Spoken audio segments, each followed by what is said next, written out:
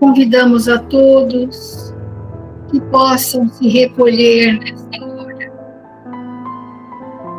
abstraindo-se de todos os burburinhos da rotina deste dia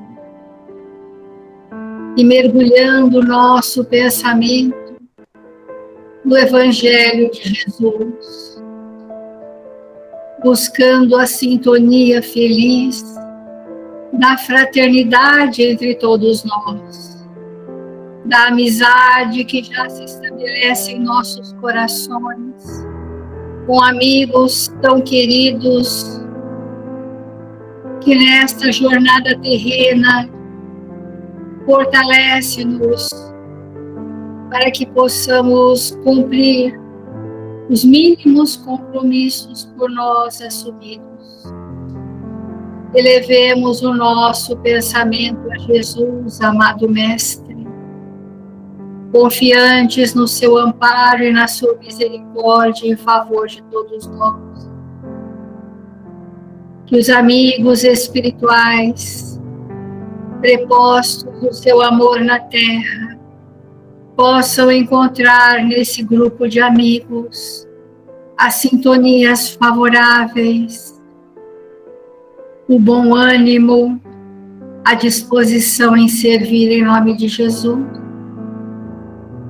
Obrigada, amigos queridos, obrigada, Senhor, pelas infinitas bênçãos a nós concedidas, hoje e sempre, e que assim seja.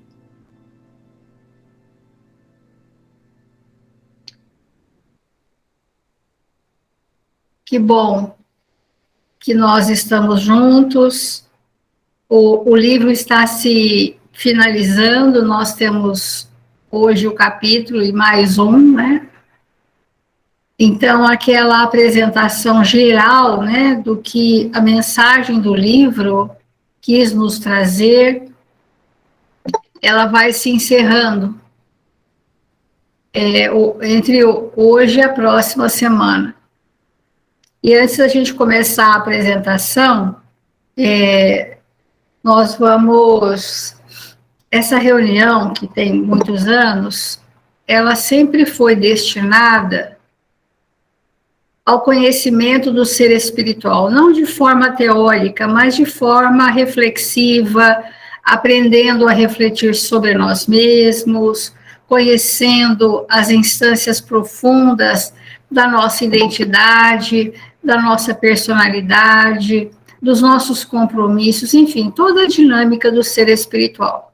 Esse sempre foi, segundo a orientação que nós recebemos, o objetivo dessa reunião, que agora está online, né? Mas quando era presencial, assim que seguíamos. É da nossa intenção, se todos concordarem, acharem que é um bem, nós, assim que terminarmos o livro, voltarmos às próprias questões do livro em relação ao ser espiritual que somos. Como, por exemplo, nós falamos, mas muito en passant, sobre as ideias fixas, as matrizes mentais, as imagens do nosso pensamento formando o nosso cenário espiritual, as configurações do nosso perispírito, em benefício nosso próprio. Nós pensamos de até mudar um pouco o formato da apresentação, fazendo uma apresentação mais interativa, onde a gente possa fazer exercícios de reflexão quanto a nós mesmos, abrir um espaço para que as pessoas se coloquem nesse momento, né? Nós estamos todos com muitas pessoas ligadas a nós, seja familiares, seja na casa espírita, que traduzem esse perfil que o livro descreveu para nós. Então, são inúmeras as pessoas que nos procuram com esse desarvoro geral, porque o número de contaminação e de óbitos baixou bastante, mas o número a perturbação geral do planeta nem se movimentou ainda. Então, essa é a questão, nesse momento, que nós estamos num grupo de trabalhadores espíritas, né? à frente de trabalhos espíritas. E então a gente gostaria de saber se é do interesse, da motivação de vocês, aceitamos sugestões para que a gente possa trabalhar esse grupo que está, né, com grandes responsabilidades nesse momento no planeta, né? No sentido de nos fortalecermos, porque ninguém sabe mais que ninguém, nós fizemos apenas uma leitura, uma apresentação do livro, meramente isso, né? Então, nós gostaríamos que todos pudessem dar a sua contribuição, as suas experiências de vida, são enriquecedoras para nós, né? Então, nós vamos fazer agora a apresentação e depois a gente... Só um pouquinho.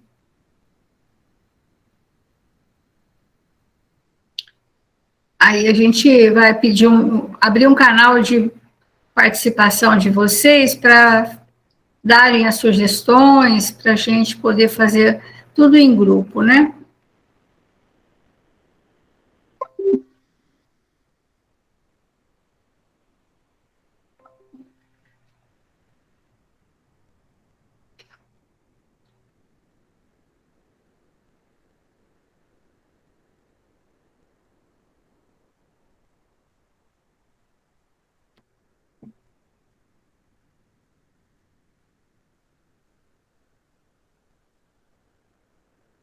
Só por aqui, de hoje.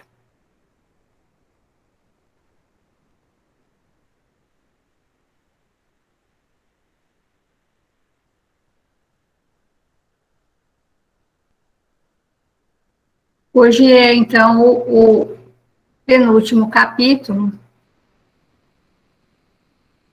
E nós queremos começar com essa reflexão. Se alguém quer vir após mim, que renuncie a si mesmo, carregue sua cruz e siga-me. Esse momento dessa passagem de Jesus é um convite à intimidade do nosso coração, porque ela é tão contemporânea, porque tudo em Jesus é atemporal e, portanto, atualíssimo. A quem Jesus convida para segui-lo? A todos nós. E nós precisamos sentir na acústica da nossa alma se nós verdadeiramente já ouvimos o chamado. Porque não tem importância se não ouvimos ainda, mas aqueles de nós que já sentimos o chamamento para várias etapas da nossa vida, e se tendo ouvido ou sentido ou percebido o chamamento, estamos dispostos a renunciar. A renunciar a quê que Jesus pede nessa passagem? Que renuncie a si mesmo, ou seja, os nossos interesses pessoais. Para que os nossos interesses sejam motivações do ato de servir. E esse é um caminho que nós necessariamente precisamos trilhar um tempo da nossa vida. Se o tempo for hoje, que bom. Se o seu tempo ainda não chegou, um dia chegará, porque chegará para todos nós. O que é o carregar a nossa cruz? Temos falado bastante sobre a cruz, sobre o fardo. Nada mais são do que as circunstâncias do planejamento reencarnatório. Porque o nosso processo de educação do nosso espírito passa pela própria via crucis que nós precisamos passar. Quando Jesus fez a via crucis, obviamente que não são só aquelas passagens, são muitas outras que não deixaram registros, mas aquele percurso evolutivo que Jesus nos mostrou para ser o nosso também. Não naqueles mesmos exemplos, mas em exemplos de redenção dos nossos espíritos. E o planejamento reencarnatório é o percurso evolutivo que nós temos que passar. E esse fardo pode ser leve, essa cruz suportável, à medida em que os nossos interesses não sejam voltados de forma egoística para nós mesmos. Então, seguir Jesus é um processo muito profundo e é um processo consciencial.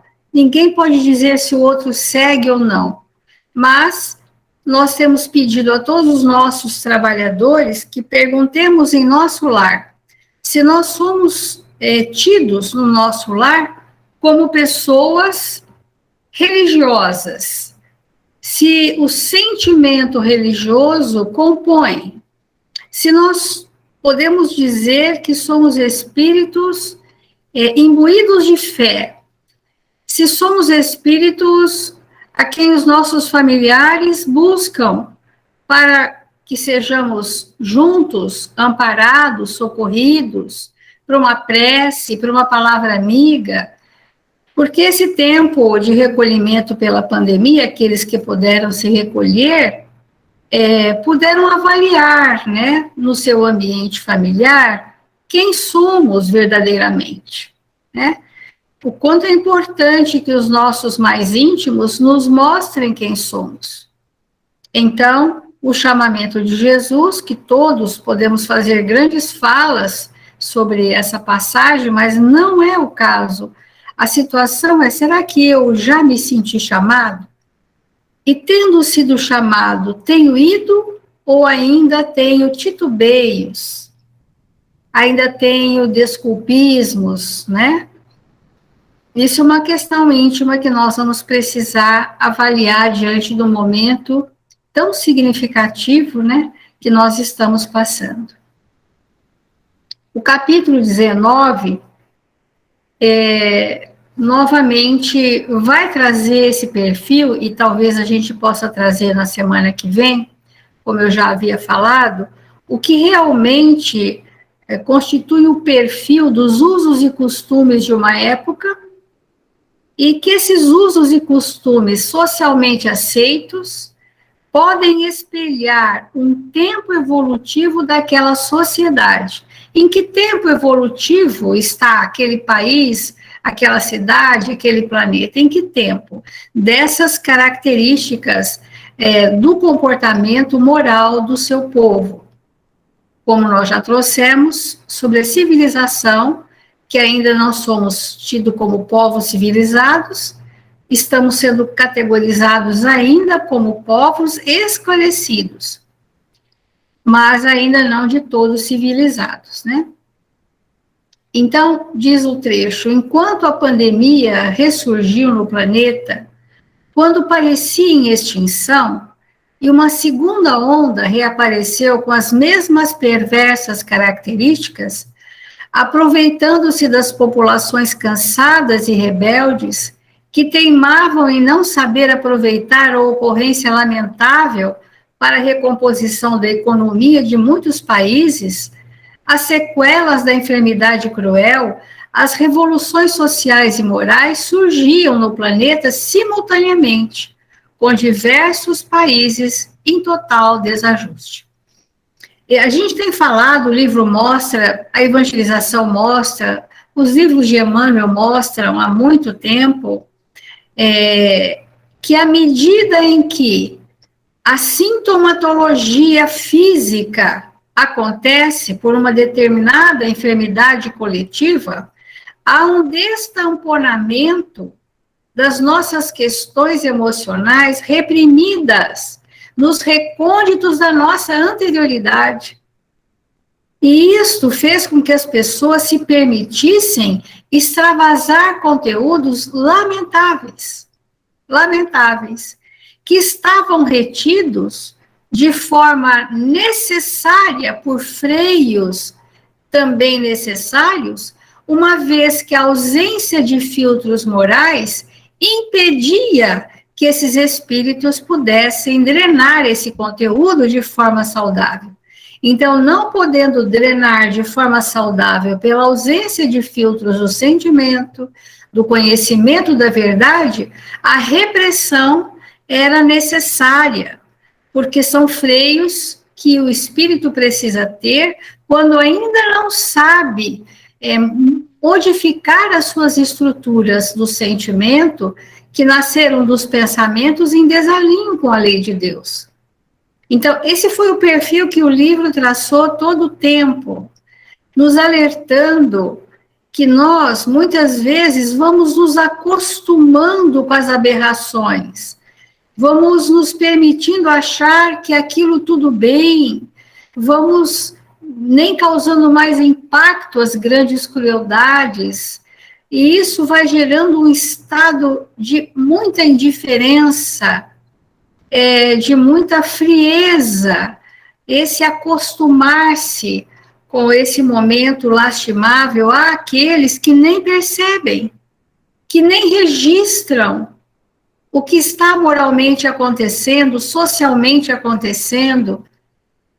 Então, populações cansadas e rebeldes que teimavam em não saber aproveitar a ocorrência lamentável, se deixaram arrastar, e isto acontecendo simultaneamente em diversos países, prevalecendo as forças motrizes do sexo em desalinho, em razão das mentes atormentadas, por desvarios próprios de uma conduta que esteve retida quase à força, que é o que nós estamos falando. Essa conduta, esses ímpetos, essas predisposições, essas tendências, estavam contidas, né? Estavam retidas pela força do comportamento da moral social, que também nos educa. Mas também esse comportamento da moral social foi afrouxando esse condutor, né, da moral social. Então, olha só, a conduta que esteve retida quase à força agora se apresentava em torrentes de luxúria interna. Então, estava reprimido e foi liberado sem freios, sem filtros, sem ponderações, sem discernimento. Obviamente que nós estamos falando de tormentos mentais. As pessoas passaram a vivenciar na mente, nos atos, toda forma de aberração, a fim de experimentar o que antes era considerado como imoral, perverso e abominável. Isto que um dia já foi classificado assim, hoje está nos costumes dos homens da terra. E esse mal é mais grave do que o processo da pandemia viral.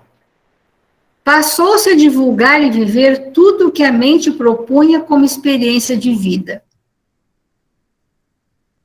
Os seres humanos, não eticamente preparados, deixam-se consumir pelo gozo que não satisfaz, e, em consequência, o número de deprimidos, frustrados, insatisfeitos, descontentes com a existência, aumenta de maneira surpreendente.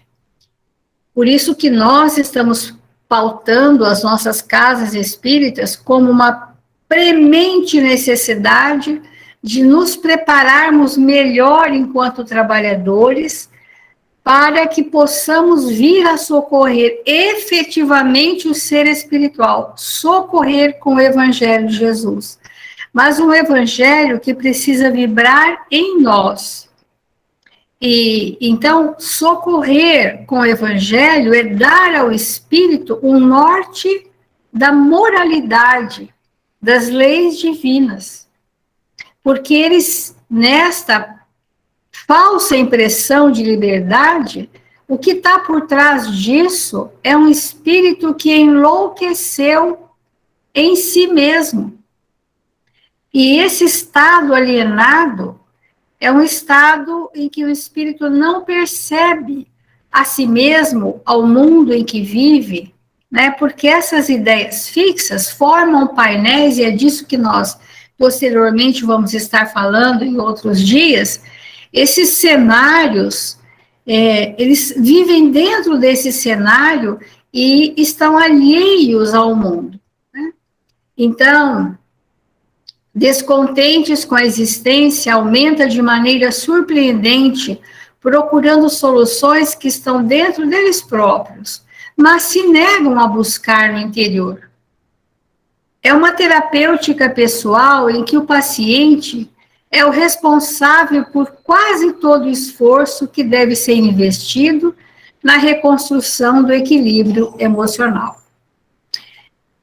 Todo o processo terapêutico, ele inicia, a terapêutica do Cristo, ele inicia em nós nos alimentarmos das vibrações do Evangelho para sentirmos as lições de Jesus e despertarmos os talentos que precisam ser multiplicados e expandir as potencialidades divinas. Então, o que está dentro de nós próprios? Potencialidades divinas em estado latente, que precisam ser estimuladas para que gerem recursos morais.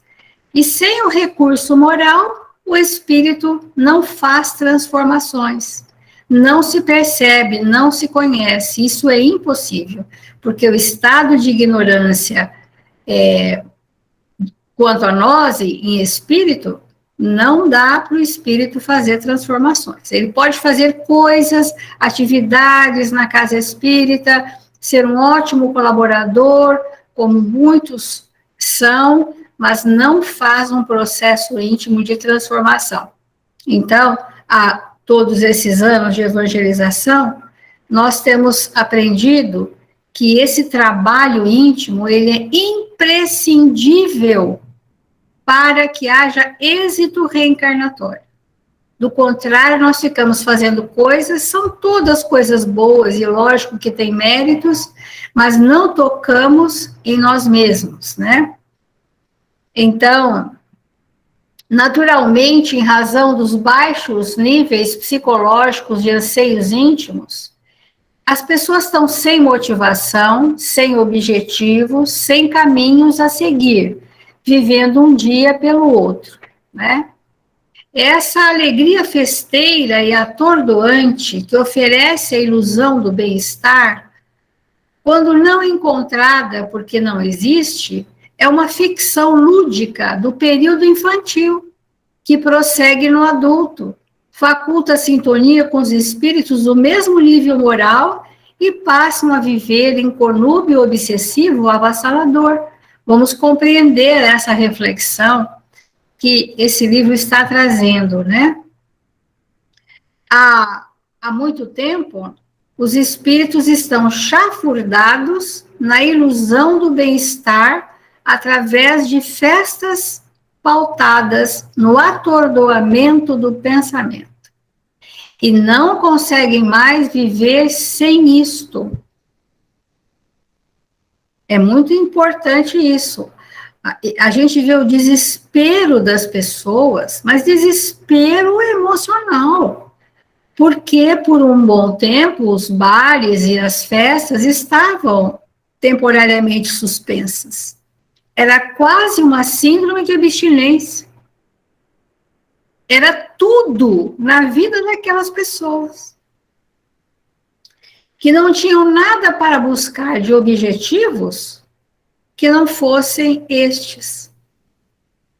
Nós estamos querendo fazer uma ponderação porque a nossa palavra, ela não estamos fazendo uma apreciação crítica. Nós estamos discutindo um fato gravíssimo de que os espíritos, em razão dos baixos níveis de anseios íntimos, procuram essa alegria festeira e atordoante que oferece a ilusão do bem-estar quando não encontrada, porque não existe.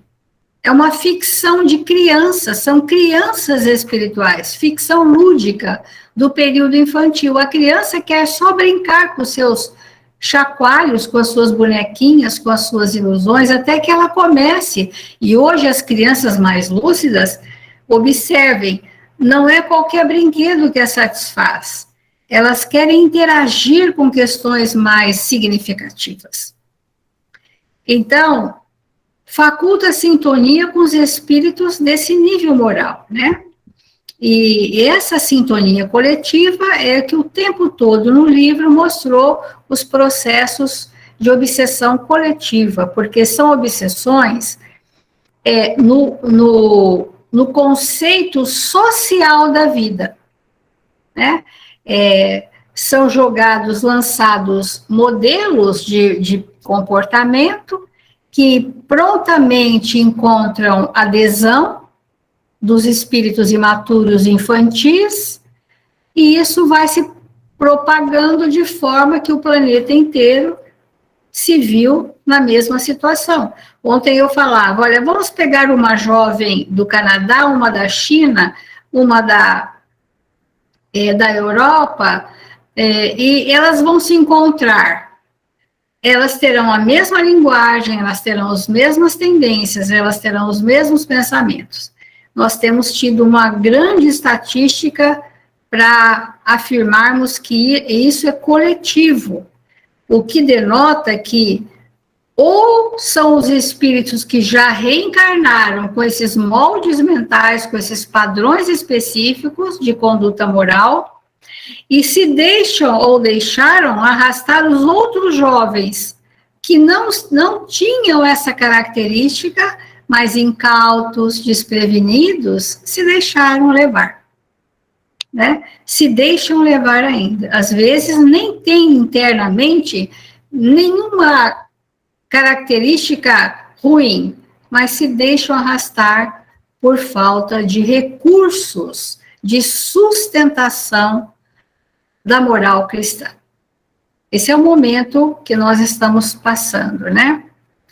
As obsessões, em consequência, aumentam em escala surpreendente, de modo que na raiz de cada distúrbio e desconcerto encontramos o fenômeno da parasitose espiritual.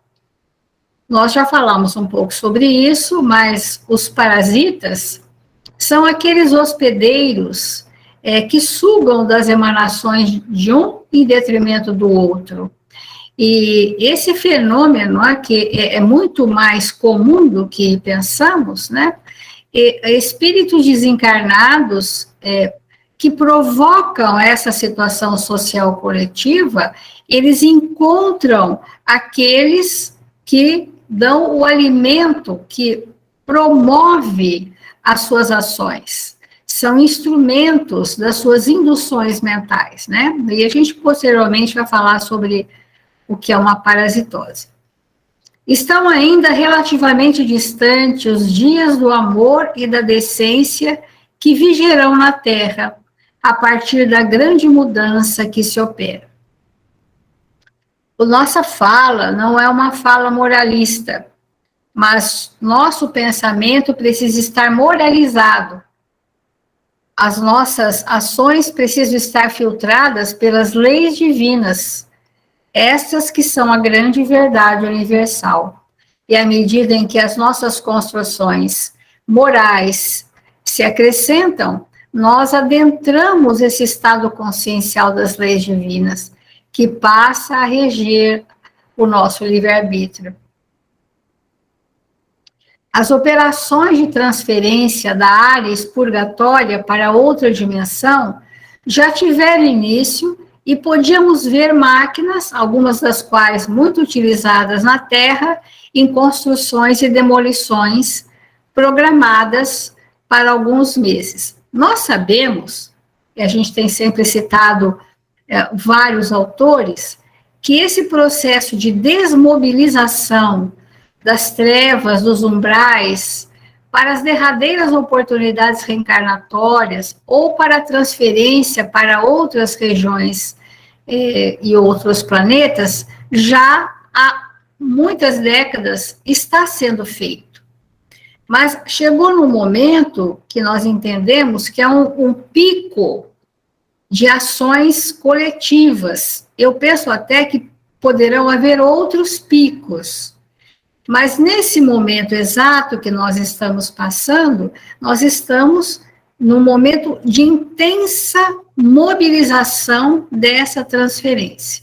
Muito embora isso já vinha acontecendo, mas talvez esse momento seja muito mais intenso e guardamos a confiança de que haverá outros momentos ainda de grande mobilização, em face de nós percebermos que a maioria da humanidade ainda sequer se sensibilizou profundamente para esse momento, né? Concomitantemente, os processos de reencarnação nos departamentos de seleção das comunidades produziam renascimentos em massa, que são as reencarnações coletivas, que André Luiz fala claramente no Missionários da Luz sobre essas reencarnações que seguem as leis da hereditariedade, hoje a gente acrescentaria, que seguem os vetores reencarnacionistas com os polos atrativos para que reencarnem junto daqueles que vetorialmente são atraídos, formando então as coletividades.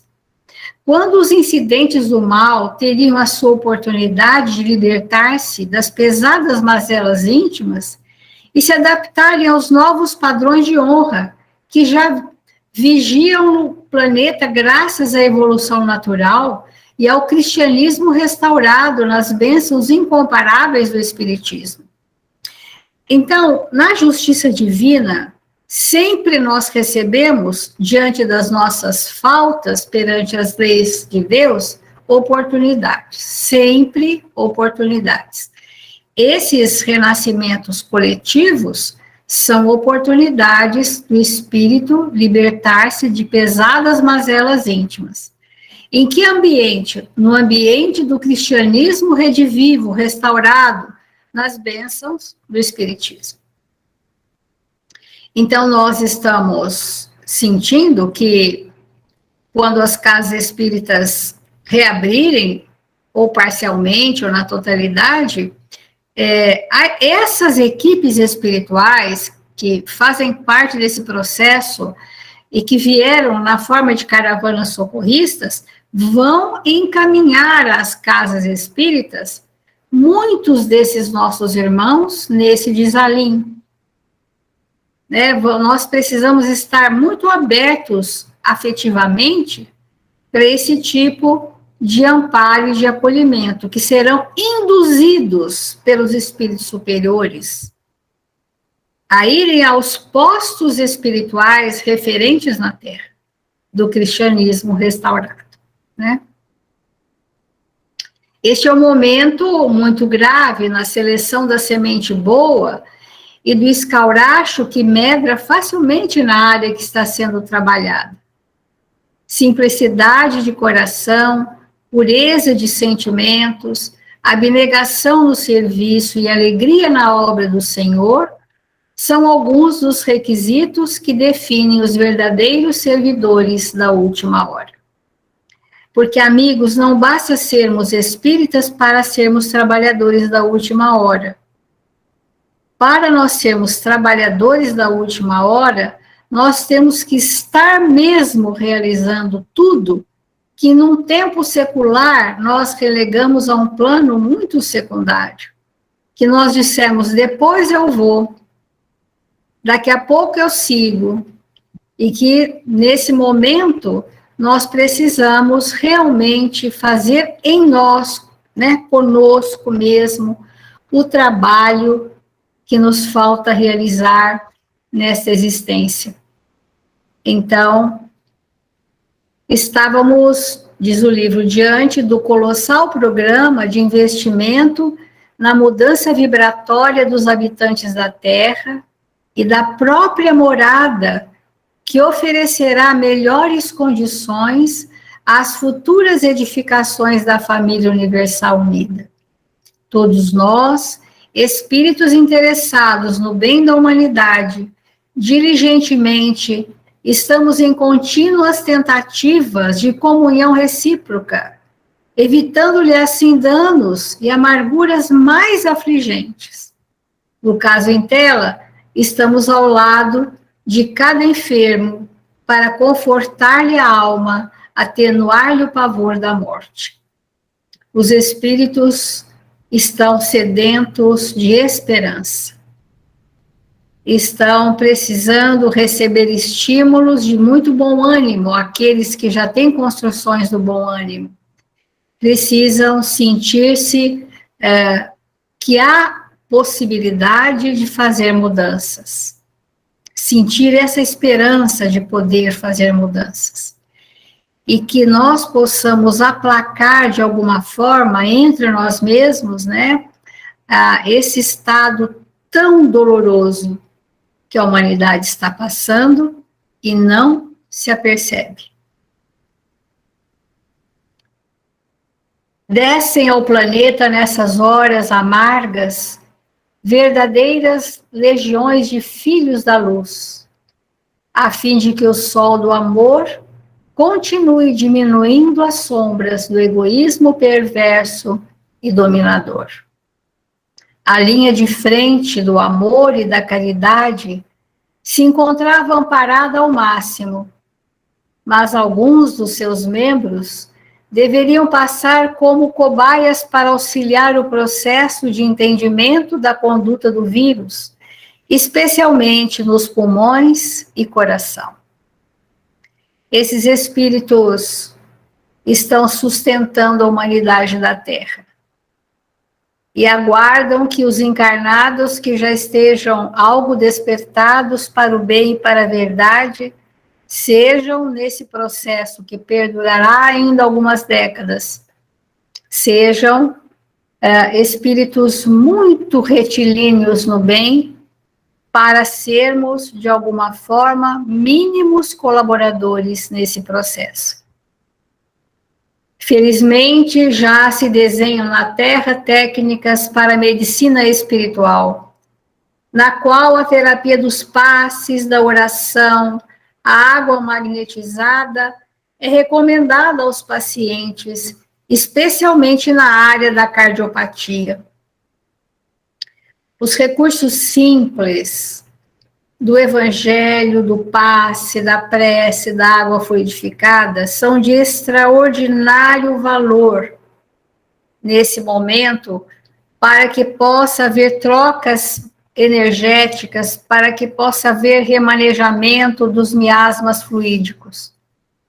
Desse modo, os grupos em tarefas espirituais estão contribuindo eficazmente para a formação da sociedade fraternal e amiga que se pretende alcançar desde agora.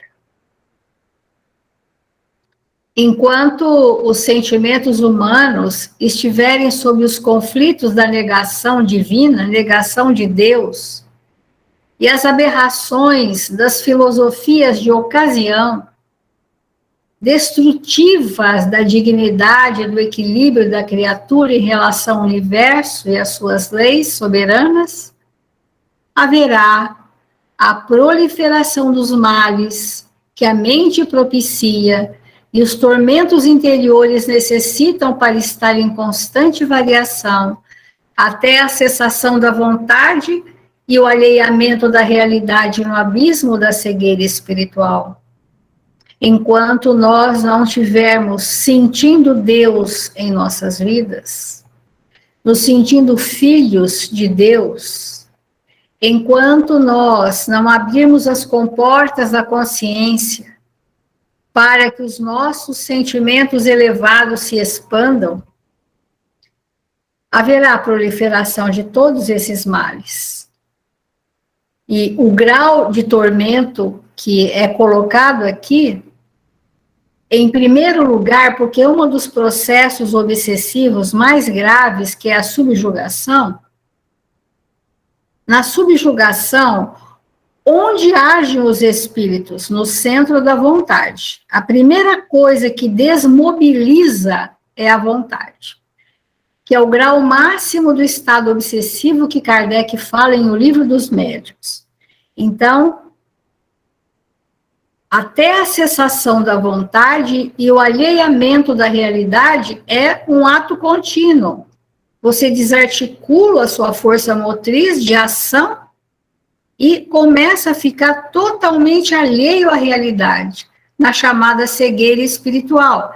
Mas essas pessoas, amigos queridos, estão muito bem vestidas, estão muito bem articuladas, elas estão em postos, muitas vezes, de comando, estão frequentando as sociedades, estão muito bem cultas. Não pensemos nós que estes são maltrapilhos. Os farrapos são morais e perispirituais, mas a faceta ainda da vaidade, a faceta do orgulho, ainda estão presentes como sendo o verniz das aparências. É destes de nós que nós estamos falando, né? No verniz das aparências, o que se esconde atrás daquele espírito. Me lembro agora de uma passagem do livro de André Luiz, que tinha uma senhora, uma dama, sentada no sofá de uma belíssima casa, muitíssimo bem cuidada, muito elegante, e ela adormece. E quando ela adormece e sai do próprio corpo, surge então um espírito totalmente dementado, com os olhos esbugalhados, os dentes proeminentes, enfim, uma fealdade impressionante, que era a estrutura energética de uma senhora da sociedade, uma grande dama tida no verniz das aparências. Então, este livro tem nos apresentado que é momento da coerência, né? De nós termos uma transparência do que somos, do que vivemos, do que queremos para nós, né? Para a gente ir finalizando, a ação de deslocamento nas áreas que seriam transplantadas para outras dimensões continuava sem qualquer perturbação um ou outro labor.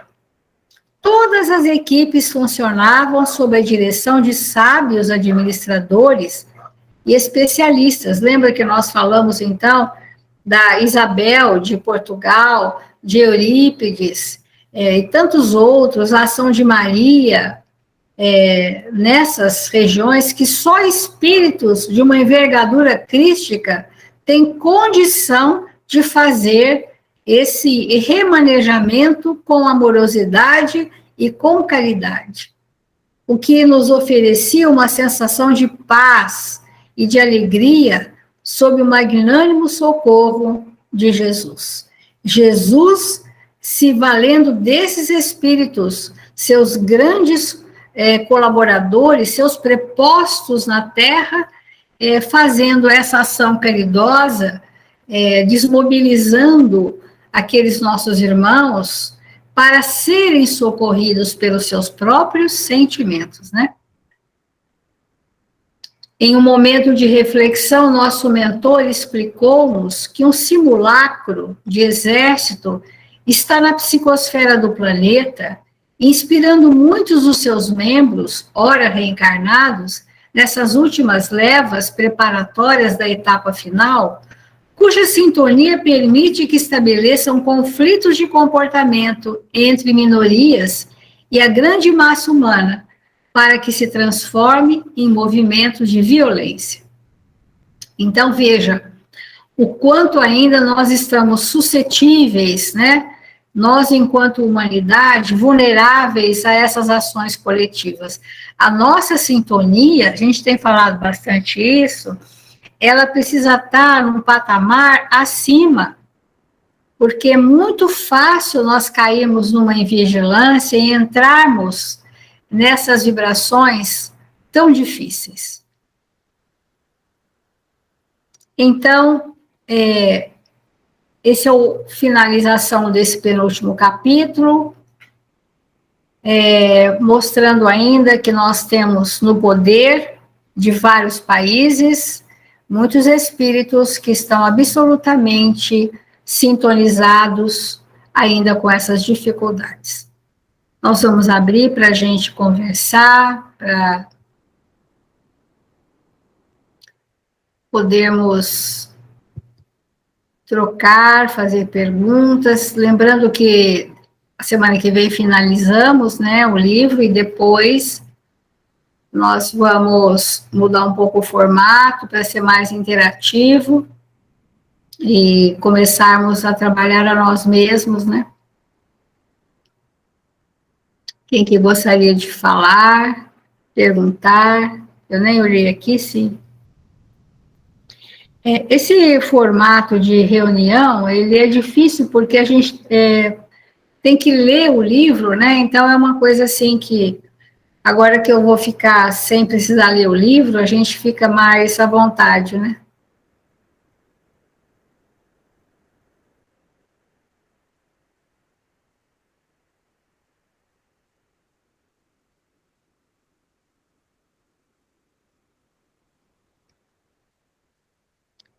Alguém está me perguntando sobre subjugação, né? O estudo da obsessão, ele é muito necessário para todos nós. Existem inúmeros estágios obsessivos, desde uma influenciação espiritual sutil, que André Luiz fala muito bem, que eu gostaria que todos pudessem ler, está no livro Estude e Viva. E André Luiz mostra as oscilações de humor, o quanto estão relacionadas a interferências espirituais. E que essa é uma modalidade de obsessão simples, né, dentro do quadro das obsessões simples, que eu acho que de simples nenhuma é, né? Essas obsessões, elas são pontos em que nós oferecemos com os nossos pensamentos mórbidos ligados aos nossos quadros de passado, onde os nossos desafetos vêm nos reencontrar fazendo insinuações no nosso pensamento. Eles jogam um pensamento, inoculam em nosso campo mental uma ideia do passado, mas se é um passado que eu ainda não resolvi, eu vou acatar aquela sugestão e vou fazer com que aquele pensamento pareça ser meu tão somente. E eu entro num estado de grande perturbação. As obsessões simples são assim. A obsessão mais perniciosa, porque é aquela que traz um prazer mórbido, é a obsessão por fascinação, que o ponto onde nós oferecemos guarida é na vaidade, né? Então, a vaidade da personalidade, não dos cuidados corporais. E esse estado de fascinação, ele faz com que o espírito se sinta muitíssimo bem. E quando, porventura, o espírito obsessor temporariamente afastado, a pessoa o atrai de novo.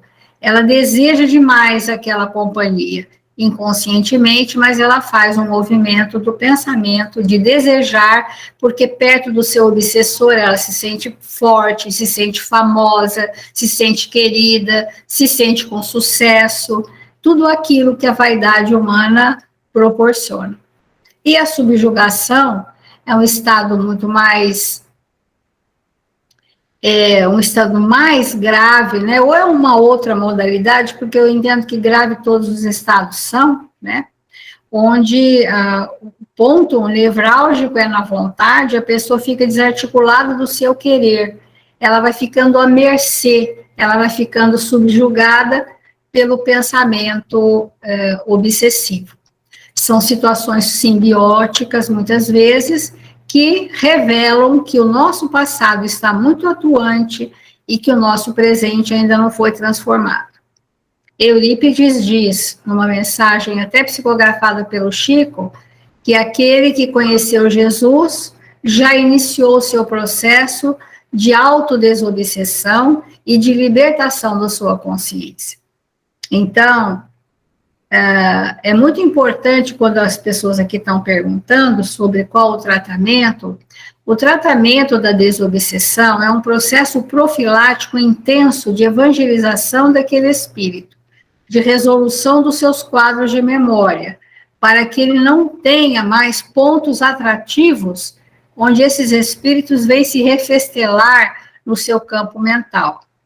Então, o processo de desobsessão pode ser um processo simples. Nós temos tido muitos exemplos de processo de desobsessão sem que a pessoa tenha frequentado reuniões de desobsessão, que, aliás, é contraindicado. O espírito que está necessitado, ele não precisa frequentar reuniões de desobsessão.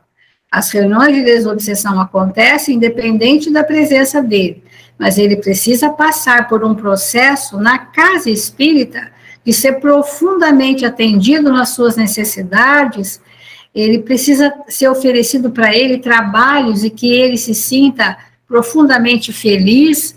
E quando é possível, porque no processo obsessivo, nem sempre uma assistência fraterna com o espírito obsessor junto surte efeito. Nós precisamos primeiro que ele tenha uma trégua para que a gente possa conversar com ele, do espírito afastado temporariamente.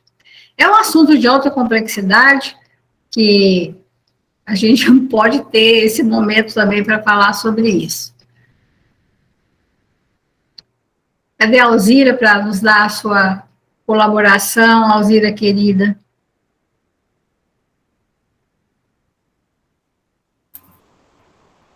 Estou aqui, né, aprendendo com você. Tá bom. Eu penso, né, que nós estamos vivendo um momento muito sério, porque nós estamos vendo uma vontade, assim, de todo mundo retomar os trabalhos com muito desejo, achando que a casa espírita vai nos salvar de todos os nossos problemas. E eu acho que nós devíamos pensar, viu, Célia, numa reflexão bem profunda da causa de nossas dores, a causa de nossas ilusões, porque são elas as matrizes que mais precisamos investigar, porque nesse momento, a sua sugestão eu acho muito valiosa de direcionar esse estudo, porque a preocupação não está sendo a causa de cada um, mas é a casa. E será que nós estamos preparados para enfrentar isso que você está trazendo? E quando você fala desse processo de simbiose, eu falaria uma coisa mais simples, assim, que nós precisamos muito tomar cuidado com a nossa sintonia, porque o processo da sintonia é o ponto nevrálgico para entrarmos no processo da simbiose. E muitas vezes nós estamos ainda caindo nas futilidades das conversas, da maledicência, e isso nós não estamos percebendo a gravidade do momento em que nós estamos vivendo. Eu acho que é muito prudente, depois que a série terminar, que cada um faça um estudo individual, porque a Célia fez uma citação que o livro traz, eu fiquei assim muitos dias refletindo nisso. Cada um precisa descobrir a criança que não foi resolvida, a criança mimada que está dentro da gente. Essa criança, ela tem nos causado muitas dificuldades no pensamento horizontal de buscar o nosso irmão, porque nós nos tornamos vítimas pela essa criança manhosa, mimada, cheia de desejos, e que nós não compreendemos que isto é requisitos ou matrizes que perduram no processo do nosso pensamento.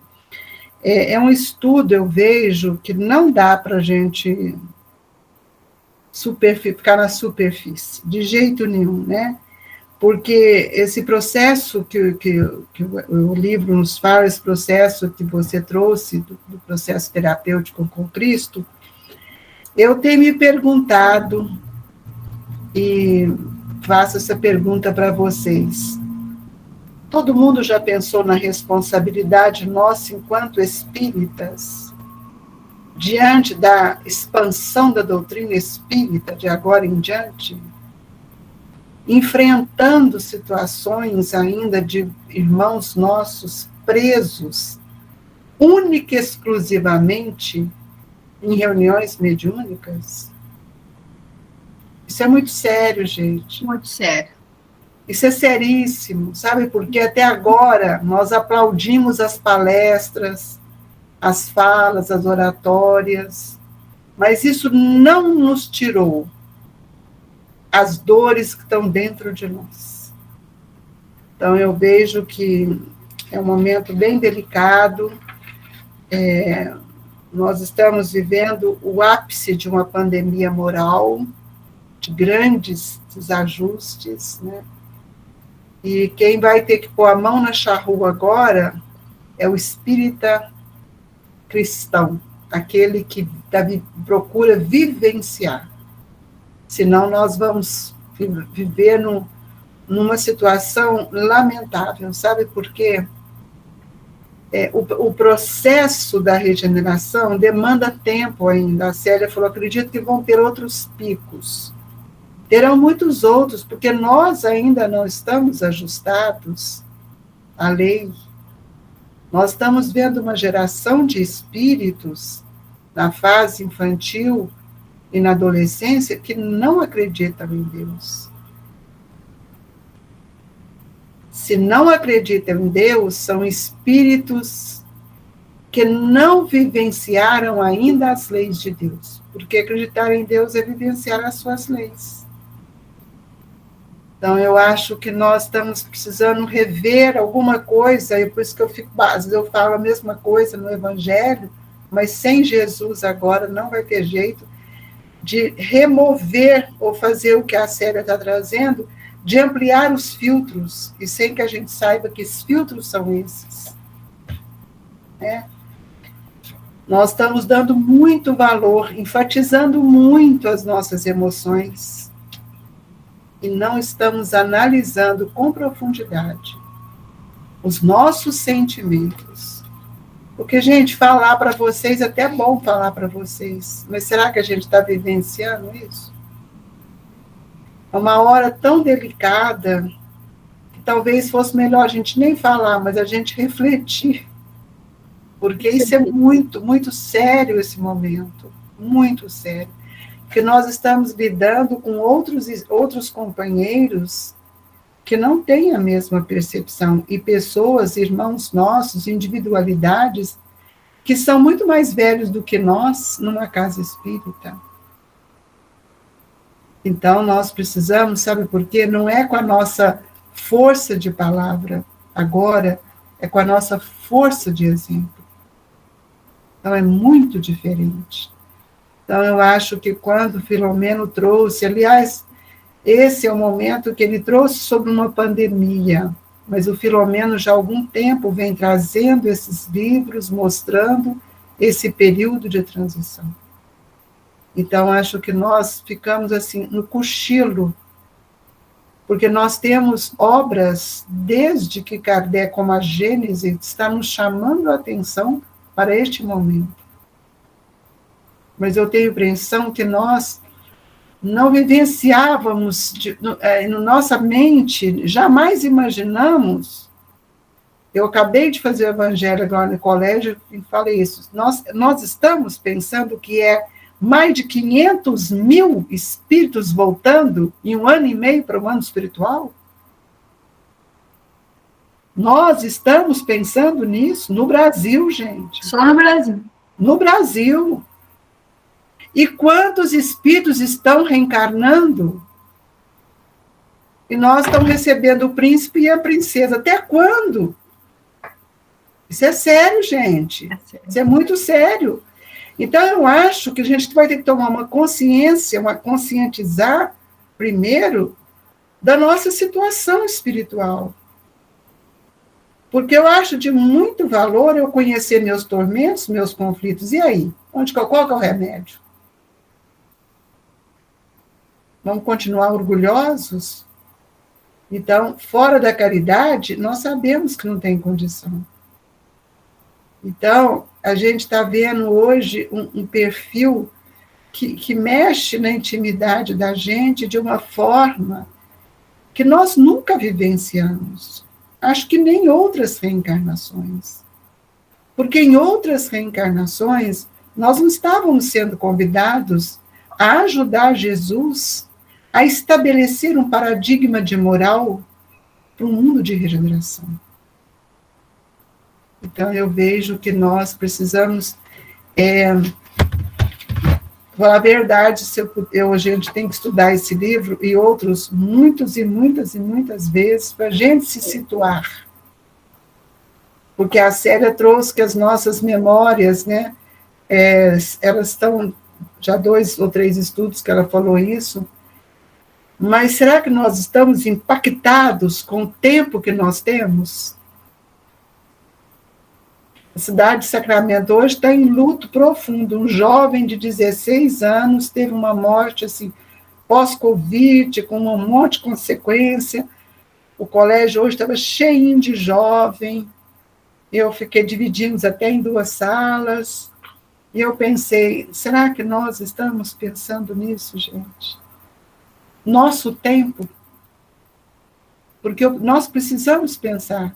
Quando a gente podia pensar que um jovem de 16 anos, extremamente saudável, fosse positivar e desencarnar dentro de 15 dias numa situação.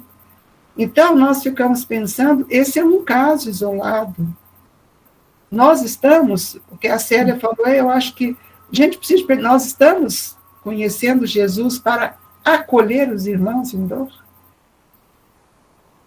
Porque não é falar, meu amor, vem cá, Jesus. Não, não é isso, não. Gente. Não é isso, não. Não é isso, não. É muito sério esta hora. Muito, muito sério. Eu acho que é a hora que nós somos chamados à responsabilidade. Essa é a hora da responsabilidade com tudo que nós já recebemos. E agora é a hora de oferecer, né, aos nossos irmãos. Acho que é um momento muito, muito sério, né? Muito sério. Aqui a Cláudia Jacobelli está dizendo, quando esse tema surge na casa espírita, muitos irmãos ainda acham que esta é uma visão pessimista e bastante afetada de nossa parte. Eu também já ouvi muitas pessoas falando sobre isso, que não era bem assim, que isso é um exagero, que está tudo bem. São a ótica, né, com que cada um vê a realidade. Isso não tem importância que a pessoa pense diferente, né? O importante é que a gente saiba da gravidade do momento e esteja se preparando cada vez mais para fazer a transformação, né? Que a regeneração a gente não faz para ninguém, é nossa própria, né? Ô Célia, talvez seja um pensamento pessimista daqueles que não têm um novo olhar para o espírito. Talvez seja um pensamento pessimista. Onde está o nosso olhar do espírito? Porque nós não estamos olhando o homem. Nós precisamos olhar a consequência dos nossos atos. Com certeza. O convite agora é para nos percebermos como espírito, porque o tempo não é de dor, o tempo é de esperança. É de esperança. O tempo é de esperança. Nós vimos aqui em Sacramento, a Célia participa com a gente aqui, vê esses últimos encontros antes da pandemia, nós trabalhamos, tempo de esperança, tempo de decisão, um novo olhar para o espírito. Há quanto tempo nós estamos sendo preparados para enfrentar esse momento com um novo olhar? E também a gente não pode nem criticar e nem falar daqueles que pensam que isso é um processo que nós estamos temendo. Nós não estamos temendo. Eu vejo que é um momento que nós estamos refletindo na nossa responsabilidade e na oportunidade que nós estamos recebendo. Com certeza.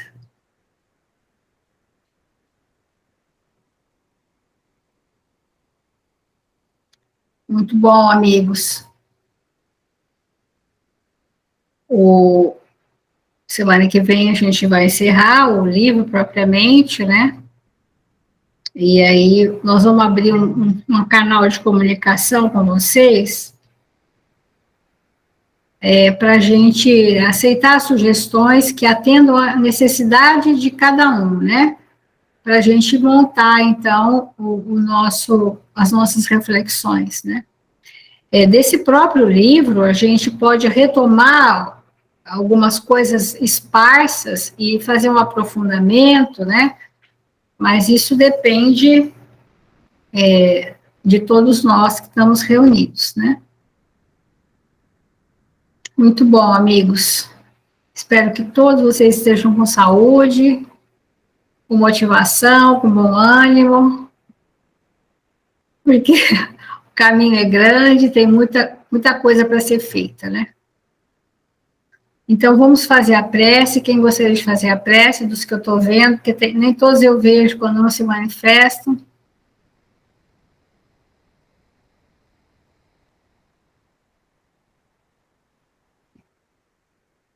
A gente é tímido na internet, né?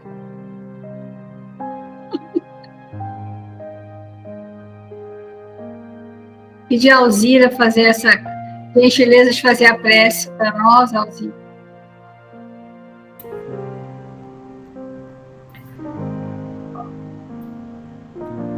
Amado Jesus, nosso querido e amado Mestre,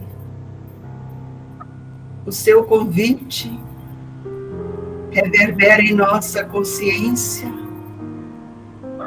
quando nos fez a proposta de ir e ensinar.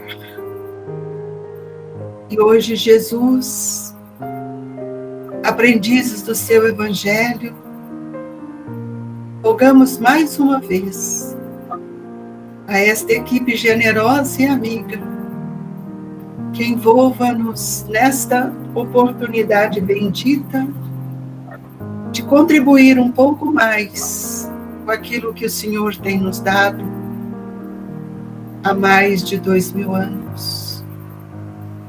Agradecemos, Jesus, pelas lições vivas que reverberam ainda em nossa consciência, nos esforçando dia após dia para compreender melhor quem somos.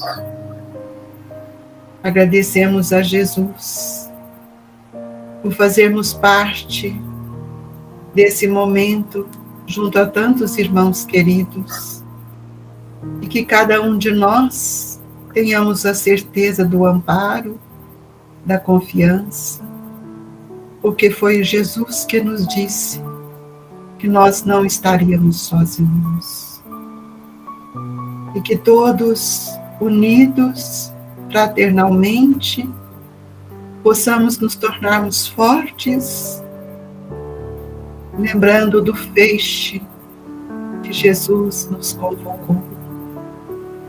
Que todos nós sejamos agraciados com seu amor, que durante o sono possamos dar continuidade a esses estudos no mundo dos espíritos. Obrigado, Jesus, que a doce paz se faça presente no coração de todos os nossos irmãos que ora compartilham com este estudo. Obrigado e que assim seja.